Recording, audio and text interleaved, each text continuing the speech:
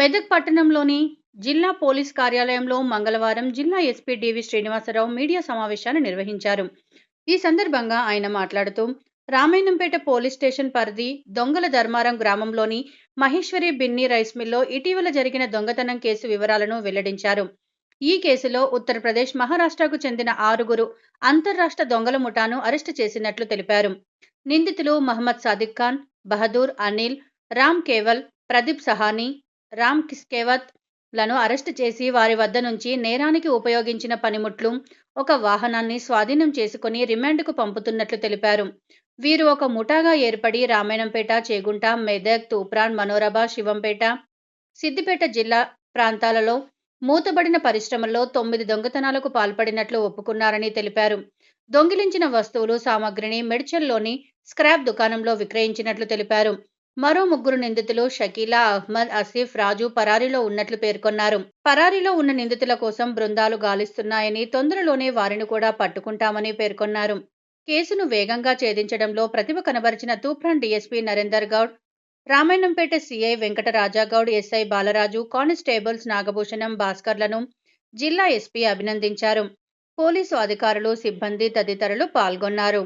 So ఈ నెల 18వ తారీఖు రామాయణపేట పోలీసుల పరిధిలోని దొంగల ధర్మాన గ్రామంలో మహేశ్వరి బిన్ని అనే రైస్ మిల్ ఉంది. ఆ రైస్ మిల్లో దొంగలు ఆ రోజు నైట్ 18వ తారీఖు దొంగలు పడి అందులో ఉన్న ట్రాన్స్ఫార్మర్ సంబంధించిన కాపర్ వైరు, అలాగే ఫైవ్ హెచ్పి సంబంధించిన మోటార్స్, అలాగే ఇతర వస్తువులు దొంగతనం జరిగింది. దీనికి సంబంధించి దాదాపు 25,000 రూపాయలు వర్త్ ఆఫ్ ప్రాపర్టీ పోయిందని చెప్పి మనకు కంప్లైంట్ వచ్చింది.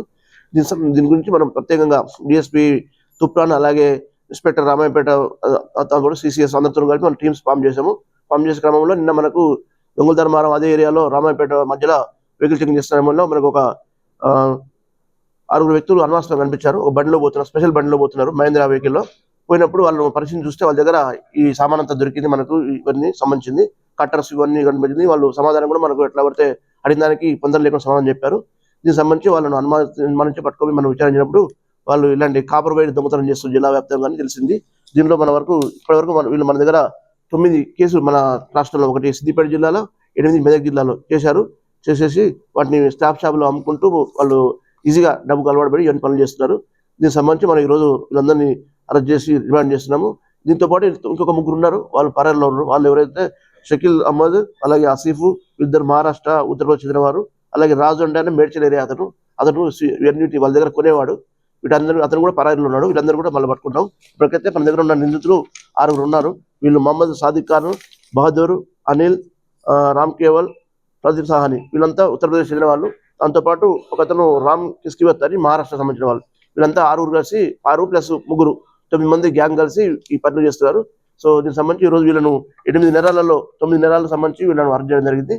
తర్వాత వీళ్ళ దగ్గర నుంచి మనం ఈరోజు ఒక గూడ్స్ క్యారియర్ వాహనము మహేంద్రాది, అలాగే కటింగ్ బ్రష్లు, రాంచీలు, ఇనుప స్క్రూ డ్రైవర్లు, దాంతోపాటు సెల్ ఫోన్లు, 6 సెల్ ఫోన్లు, దాంతోపాటు కాయిన్స్, అవి కూడా వాటికి ఉపయోగిస్తున్న కాయిన్స్, అవి కూడా కాయిన్స్ కూడా స్వాధీనం చేసుకున్నాము. వీళ్ళందరినీ ఈరోజు మనం దాదాపు అన్నింటికి సుమారు విలువ 10 లక్షల విలువ ఉంటుంది, టన్ విలువ. సో బండితో కలిపి. సో వాటిని కూడా మరి ఈరోజు మనం సీజ్ చేసి వాళ్ళందరినీ రిమాండ్ పంపడం జరుగుతుంది.